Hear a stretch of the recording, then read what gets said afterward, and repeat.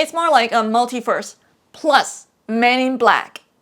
Well, the expressions of the people are different in these two versions. Hi guys, it's Eugene here, and today I want to talk about some fun facts about Black Myth Wukong and Journey to the West. This time I extracted information from 2 interviews that Game Science did after the release of the game. And most of the fun facts come from just one interview, which the co-founder and the art director Liang did about the art direction for Black Myth Wukong. So, without any further ado, let's jump into it. Fun fact number 1. We were supposed to have live action for Chapter 5 and Chapter 6 animation. Yang Qi explained that they did not shoot the live action because it's really hard to control the style. The production cost is expensive and hard to work with the coordination, so they gave up on that thought. Number 2. The game originally had 11 chapters. Due to budget and time constraint, they cut out 3 chapters back in 2021. And in 2022 to 2023, they gradually cut out 6 chapters. And that's why in the final version, we only get to see 6 chapters. Allegedly, Lion Ridge and the Womanland of Western Liang were cut out, and it's rumored that Game Science will put them back in the DLC. I talked about Lion Ridge in my last video because that was in Chapter 6 animation. You can go check out in that video. By the way, Lion Ridge is the scariest looking location in the book. As for the Womanland of the Western Liang, well, I believe a lot of male gamers are really excited about that because that is a kingdom full of women. Number 3. The Womanland of Western Liang and its influence on anime. I love the design of the Womanland because the description of the women in that kingdom is the exact same narrative of the men in our world. Why? Let's have a read of a conversation between an old woman and the pilgrimage team. All of us in this family are getting on. The old woman replied, and desire doesn't bother us anymore, which is why we didn't harm you. If you'd gone to another household with women of different ages, the younger ones would never have let you go. They'll have to force you to sleep with them. And if you'd refused, they'd have murdered you and cut all the flesh off your bodies to put in perfume bags. Did you get it yet? If you don't, you should flip the genders and read the same paragraph again. Think of this kingdom with men only, no women, and the pilgrimage team is all women. Now read the same paragraph again.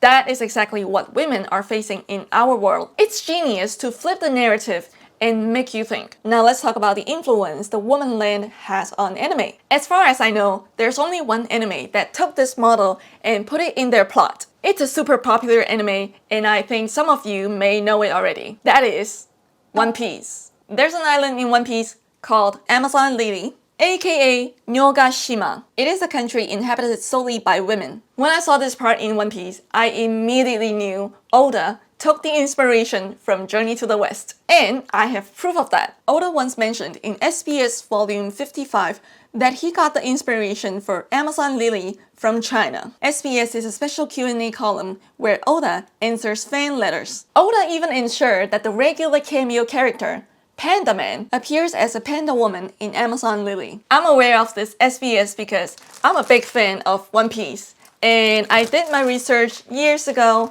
and I haven't forgotten about it. Not only is the setting of Amazon Lily identical to the Womanland, but its architectural style is also inspired by Xuankong Temple, aka the Hanging Temple. The temple is in Datong, Shanxi Province. It was built in the year of 491, which makes it 1,533 years old. Black Myth Wukong's production team also scanned this temple and created a similar one for their concept art, but I don't think it ever made it to the game in Chapter 3. By the way, I think the author of Journey to the West got the inspiration from another classic book to create the Womanland. That book is Shan Hai Jing. It also mentions the Womanland. Dude, the more I do research, the more I keep finding mythology references from this book. I feel like Shan Hai Jing is the encyclopedia of fantastic beasts, gods, yaoguais, and folklores. That's crazy. Number 4. Multiverse. Not in the sense like Marvel, where you have a sacred timeline and many branches split off from that sacred timeline. No, it's more like a multiverse plus Men in Black. If you haven't seen the movie Men in Black, I'm about to spoil the ending for you. At the end of the movie, the scene keeps zooming out from New York City to Earth to the Milky Way until the galaxy itself becomes a marble ball, which an alien is casually playing with it. That's what Game Science originally wanted to do. Their idea was to have the old monkey's Buddhist necklace snap causing one of the beads to fall to the ground and roll towards the camera. The camera would then zoom in on that bead, revealing that particular Wukong's world, transitioning seamlessly to the beginning of chapter 1. Later, when Wukong defeated Lin Xuzi, a flood of memories would return to him, and the camera would zoom back out to the old monkey. That would have been an epic way to introduce the game. I like the concept, but at the same time, it seems a little bit too complicated and will shift the audience's focus to the multiverse. From a money-making perspective though, the multiverse is the way to go. Imagine game science creating different Wukong's games based on various Journey to the West adaptations. Then again, just look at Marvel's ever-expanding multiverse. One of the factors that led to the decline of the Marvel Cinematic Universe was, ironically, the multiverse. Number 5. 20% off discount god. In chapter 2 animation, the silver-haired Chang'e is meeting secretly with a god. Well, who is he? When the game first came out, people were speculating he's the Jade Emperor. The truth is, nobody knows who he is except the animator who created him. Game Science outsourced this animation to a studio. The studio asked if Game Science could keep the secret dating scene. Game Science said, okay, but only if the studio gave them a 20% off discount for the whole animation production cost. Yang Qi kept asking for the identity of this god, but the studio did not answer this question.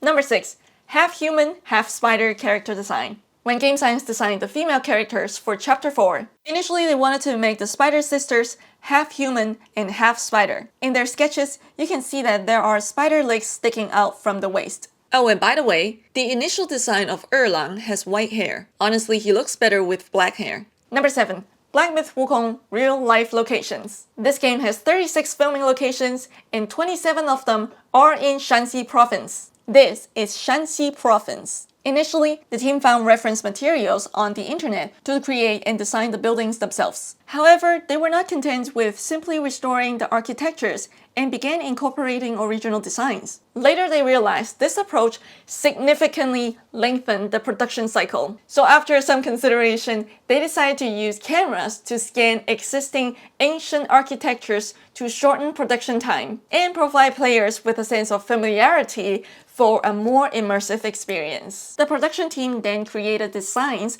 based on the scan results. In one of the locations, Shui Lu An, it has 3,700 color statues. There's another location that looks similar to Shui Lu An. It is Xiaoxi Tian Temple. In this space of the room alone, there are 1,978 statues. You can see the resemblance of these two temples in the game where the Destined One fights Yellow Brown. So yeah, if you're interested, book a ticket to China and visit them all. Number 8. The meaning of the word the Destined One. The term the Destined One originates from ancient Chinese poetry. We call it Tian Ming Ren. Tian means sky or heaven. Ming means destiny, and Ren means person. So you can also translate it to heaven appointed person. Here's an example. In a poem from the Song Dynasty, the poem wrote, "A person's life is shaped by the inherent principles. My destiny is something I must fulfill." This line emphasizes the autonomy and responsibility of personal destiny, suggesting that everyone has a unique mission to complete. The term the Destined One typically refers to someone endowed with a special mission or responsibility by the heaven. In ancient China, emperors were seen as the quintessential representatives of the Destined One. They were appointed by the heaven to rule the nation. Number 9. The Sun Wukong theme game before Black Myth Wukong. Asura. I mentioned in my second Black Myth Wukong video that Asura was the first Sun Wukong theme game produced by the original Game Science production team before Feng Ji left Tencent and founded Game Science. There's an interview video back when Feng Ji was still working for Tencent, and the production team had been wanting to tell a good story since the making of Asura. A story that is excellent enough to leave a remarkable impression to people. And it chose Journey to the West because it has an excellent story. Asura's production team preserved the core conflict of Journey to the West and incorporated new interpretations into the original story. And that's where the book Wukong Zhuan came in. The plot of Asura is much more aligned with the book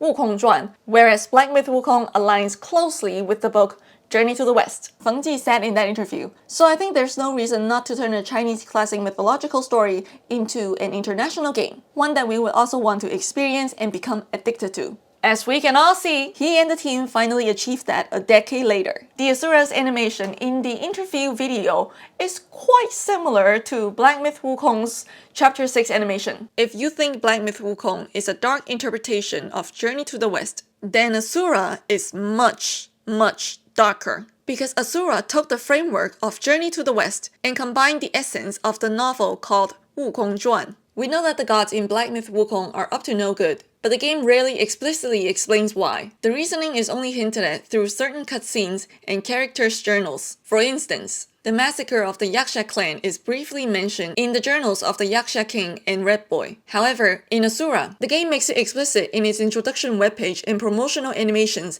that the gods are evil, and they twist narratives to justify their actions. This dark interpretation of Journey to the West draws heavily from the book Wukong Zhuan. I translated the Asura's animations for you to watch, and I will put it at the end of my video after my outro. If you have read the novel Wukong Zhuan, you'll see just how similar the game Asura is to the novel, especially in its dialogue and wording. Once you read Wukong's dialogues, you will better understand his anger in Black Myth Wukong and why he chose to go against the Celestial Court. Even though the plots for these two games are different, the core game production team remains the same. You may be wondering, how dark is Asura? Well, why don't I just show you in a picture? If the book Journey to the West is the neutral center on a spectrum of dark to light-hearted interpretation, then Black Myth Wukong would lean a bit away from the original work. Wukong Zhuan would lean far away from the original work, and Asura would be farther away from Wukong Zhuan. The reason why I would rate Asura darker than Wukong Zhuan, even though it is based off of that book, is because the game adds more lores to different characters and gives a complete world setting than the book. You may be wondering, why are games and different adaptations of Journey to the West are on the dark spectrum? Is there anything on the light-hearted spectrum? Yes, there are. The 1986 TV show leans a bit off the center to the light-hearted side. The 1996 and 1998 TV shows are far off the center to the light-hearted side. It's a funny comfort show. And the movie, A Chinese Odyssey, is on the light-hearted side as well. But I put it outside of the line of the spectrum is because, well, technically, it's a romance film in the disguise of Journey to the West. It's not about Journey to the West. From watching all these animations, it's clear that Black Myth Wukong adopted many scenes from Asura. For example,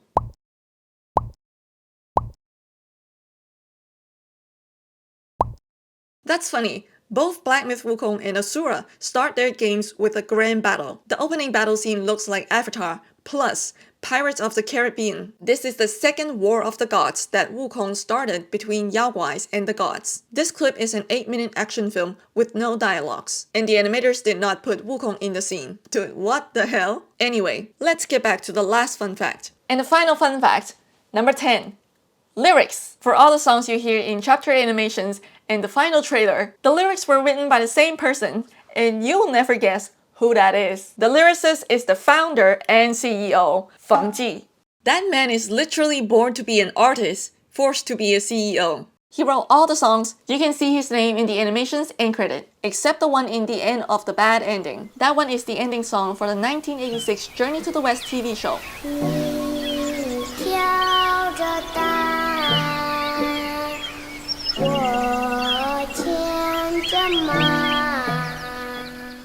By the way, the song with the catchy beat at the beginning of Chapter 2, the lyrics were also written by him.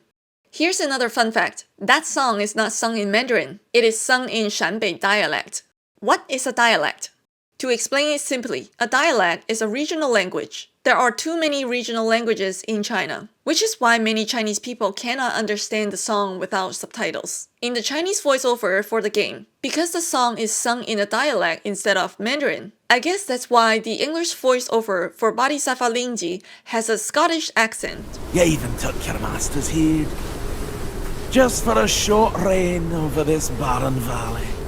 But the funny thing is, in the Chinese voiceover, when Bodhisattva Liang is not singing, he speaks in Mandarin instead of Shanbei dialect. There's one strange thing that I noticed when I did my research for the fun facts. The original animation for Chapter 3 is different than the one in the game, and I am not talking about the colors. Do you remember the scene in Chapter 3 when people are grabbing as much treasure as they can from the turtle? Well, the expressions of the people are different in these two versions. In the original version, people look happy, glowing, and beautiful. It looks like they're bathing in joy. But in the game version, people look greedy, disgusting, and vile. It is a full-on display of the worst side of humanity. I like the game version because it matches with what Yellow Brow says at the end of the animation. I'm sure most gamers don't even know the original animation for Chapter 3 is different than the one in the game. Unless you're like me, a content creator who found out about this during the research.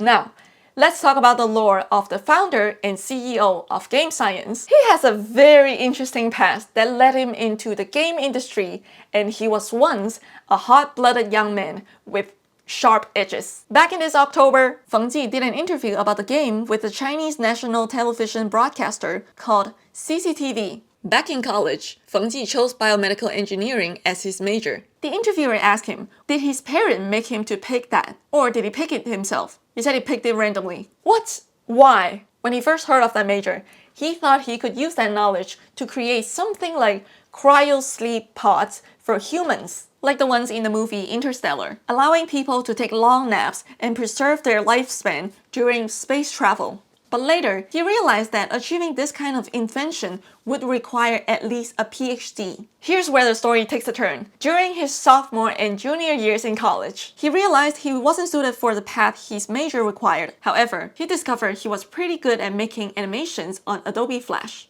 Before graduating, he faced a crossroads. Should he apply for a job, or should he study to apply for a master's degree? He chose the latter. But instead of studying, he spent 3 to 4 months living alone, playing online games non-stop. Of course, he lied to his parents, saying he was preparing for his master's degree. That was the time he felt lost the most, because there wasn't any particular field that he was truly passionate about pursuing. So he escaped into online games. While playing games, he started taking notes on why games were so addictive and tried to understand the logic behind them. One day, he ran out of his savings and he borrowed 8,000 yuan from a classmate. 8,000 yuan was a lot back in the early 2000s. This was a turning point for Feng Ji. After borrowing money, Feng Ji began applying for jobs in the gaming industry, and within a week, he landed 2 offers. That's how he entered the gaming industry in 2005 as a game designer. This kind of good opportunity will not happen casually today. Anyway, 2 years after landing his job, in 2007, Feng Ji published a long article titled "Who Murdered Our Games?", criticizing the Chinese gaming industry for being solely profit-driven, spending all their time designing games to maximize addiction, while ignoring the artistry and narrative of games. Doesn't it sound like Sun Wukong rebelling against the Celestial Court in Black Myth Wukong? Hot-blooded young man with sharp edges? He wrote an article to document his ideas about what makes a great game and how it could truly touch people's hearts. In 2008, he joined Tencent and developed his first Sun Wukong themed game, Asura. It was great. People loved the game. But as the production costs for the game increased, in-game purchase stores were introduced. So if players wanted advanced equipment or ability enhancement, they needed to pay for it. So, despite its excellent storytelling and compelling characters, Asura's plot ended at Chapter 3 featuring Lady Whitebone. Many players said, there's no journey to the west after Lady Whitebone. You can still play Asura. The game is still here. It's just the plot after Lady Whitebone sucks. At the end of Black Myth Wukong first trailer, there's a line written in Chinese. It says, "Let's revisit Journey to the West after Lady Whitebone." This is a small gesture from Game Science to their veteran Asura's players that they will continue their unfinished journey. Before leaving Tencent, Feng Ji filmed a self-deprecating video where angry gamers hunt him down and beat him up for the in-game purchase feature. In the video, he defends Tencent's decision with all sorts of excuses. You can tell he also doesn't like that in-game purchase feature.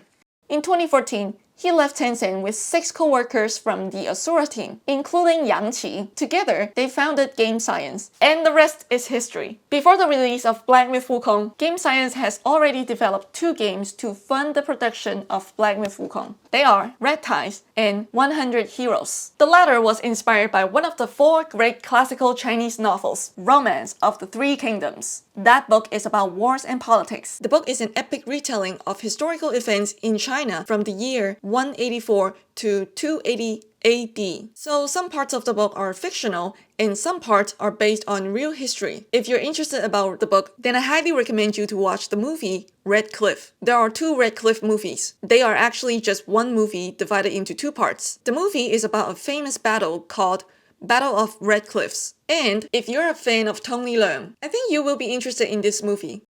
At first, I didn't plan to include Feng Ji's story in this video, but then I thought, maybe someone out there feels lost right now and thinks they've chosen the wrong major, and I think maybe Feng Ji's story can inspire them. So just before filming, I decided to include it in the video. Thank you for watching this video, and my next video will be on the actor for Sun Wukong, Liu Xiaolingteng, the legend that I briefly mentioned in my 3rd Black Myth Wukong video. I cut some parts of it out because it was taking so long for me to produce that video, so I decided to make this one as an individual video. And after that, I will produce more content on Chinese culture because I love talking about my culture. So I will see you in my next video.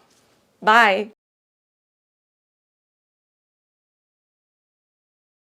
从前，海边有块顽石，受天地运化，诞出生灵。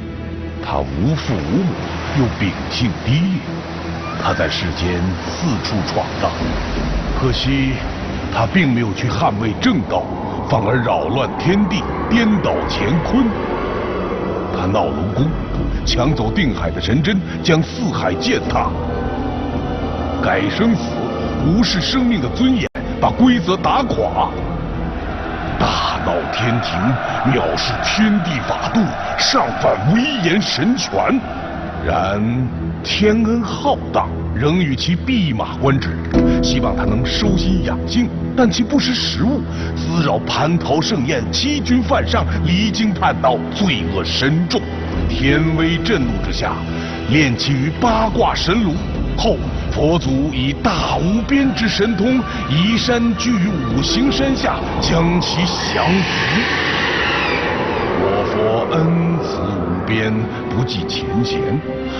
500年后，释其自由，受之紧箍，令其戴罪之身侍奉玄奘，西行求取真经，普度世人。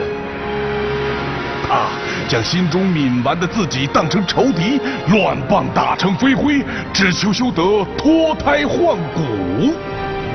他洗尽一身戾气，放下屠刀，回头是岸，皈依大道，听话的像一只狗一样，实在是太完美了。这故事这样写来行吗？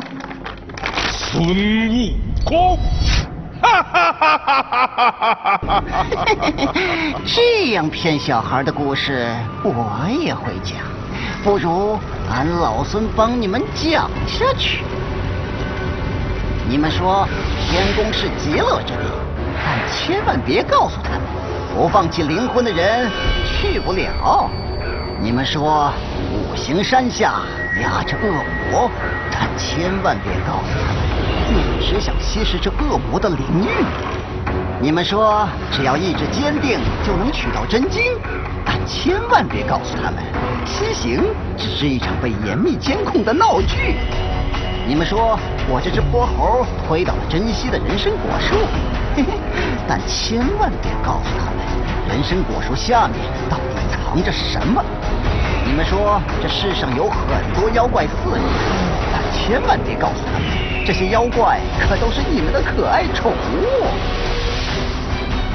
你们说天恩浩荡，心诚就能感动上苍，千万别告诉他们，你们怎么惩罚那些忘记善供的信徒。你们说是上天把他们抚养长大，但千万别告诉他们是谁杀害了他们的亲生父母。你们独占了美丽的天宫，却把世人遗弃在大地上，你们败给苍生的命运，让人间充满苦难。那些美丽的定要让它变得丑陋，那些强大的定要让它沦为玩偶，那些真心相爱的让他们相互憎恨，那些亲如手足的，让他们永世结仇。还有那些对你们不敬的，毫无慈悲，还要把他们灭族绝种，不留一个活口。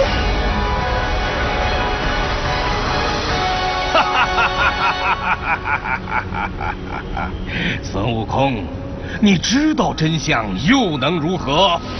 再过几个时辰，你就会被炼成我的丹药，而且我会告诉所有人，你皈依了天庭，成了佛，做了一条著名的狗。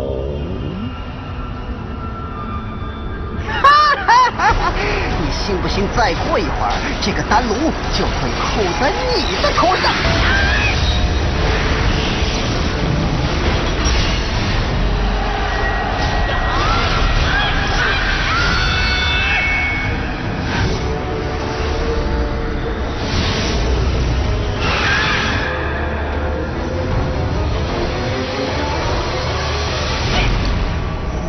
孙悟空，你又打进来了。你可知你践踏的究竟是什么吗？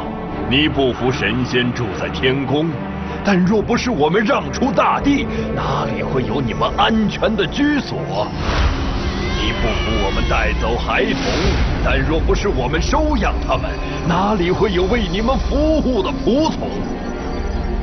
你不服我们让世人供奉，但不正是我们给予的崇高信仰，大众苍生才有了奋斗的希望吗？神把文明带给你们，教你们生存，只为能让你们的生活更加幸福。而你又做了些什么？神费尽心力创造轮回，你却要打破生死；神无惧苦难，降妖除魔，你却与他们狼狈为奸；神培养灵术，拯救生灵，你竟要把这完美的造物连根拔除。为了这个世界的美丽和繁荣，神付出了一切，而你却要大闹天宫，破坏秩序，可对得起这皇皇天恩？浩瀚岁月，是谁为你们破开混沌？是谁为你们舍命补天？又是谁带领着世人不断追寻大道？这功绩难道不值得天下敬仰？你这泼猴，神为你规划的西行正途你不走，井底之蛙如何能明了世间的真意？狗也配跟我谈自由？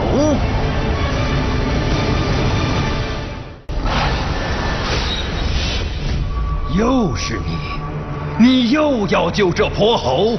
阿弥陀佛，我佛慈悲，上天总有好生之德。哼，每次都是这套说辞。你好生，地府就不会挤满了。那是万众命中该由此结束。此后乾坤所运，命运关乎天地气数。若能令其皈依我佛，哪怕他万劫不复，我也愿救他万世不悔。皈依你？笑话！这要灭杀我100万天兵，一句放下屠刀，就让他立地成佛。好大的人情，好大的善意！毁他肉身易如反掌，但除贼诛心。若这灵猴意志不灭，则天下众妖也难收叛逆之心。天下归心，普度无尽苍生，脱离轮回苦海，重获涅槃，才是真正大慈大悲。天下归心，归到你西天去了吧？轮回无端，生死长流，此乃天地循环大道。唯有尊我大道者，方为圣人。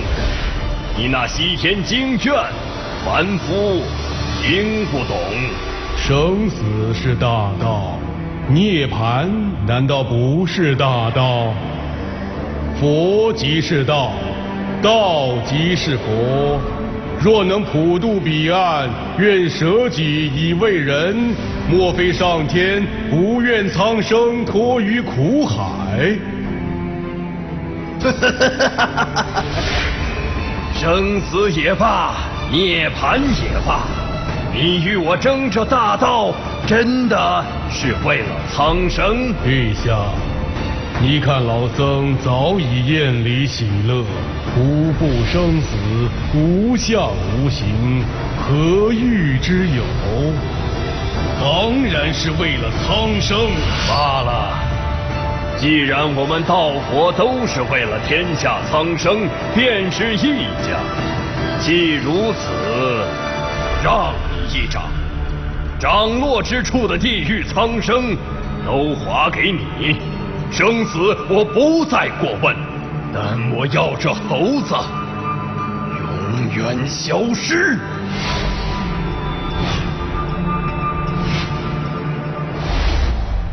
好。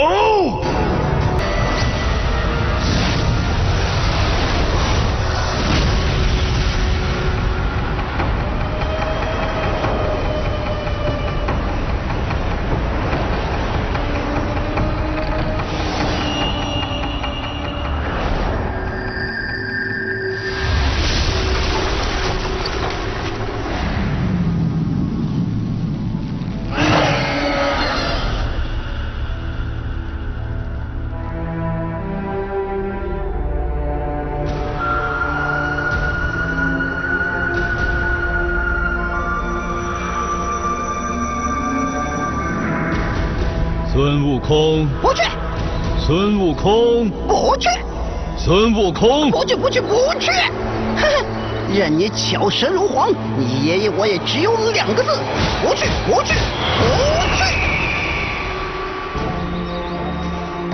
好你个泼猴！我不妨直接告诉你，你既在此已500年，若是想明白了，前方即是大好前程；若是想不明白，想不明白，则永世不得翻身，是不是？我问你，我无父无母，无人疼爱，那时你们让我翻身了吗？我和孩儿们打猎种田，自给自足，你们却派人索我性命，那时你们让我翻身了吗？我历尽艰辛，学得法术，只为自保，你们却来围剿花果山，那时你们让我翻身了吗？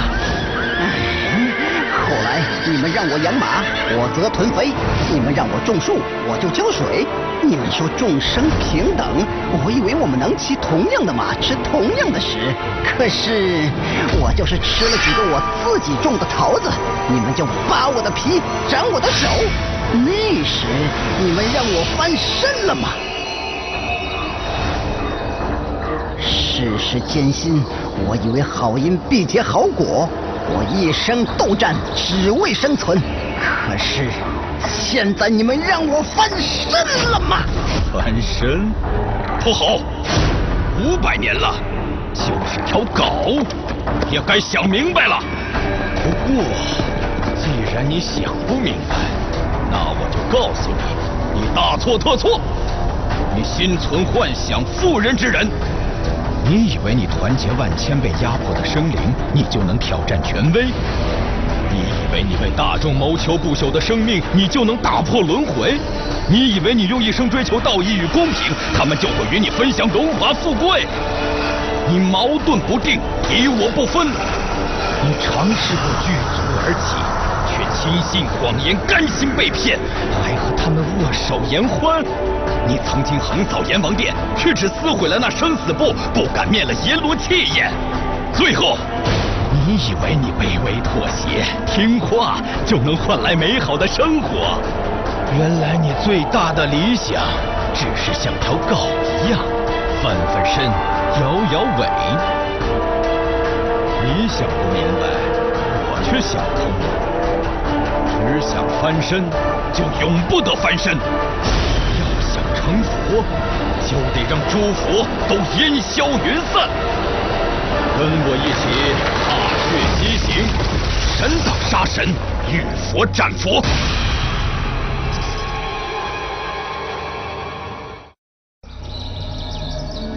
你现在还是像一条狗一样，只惦记着翻身吗？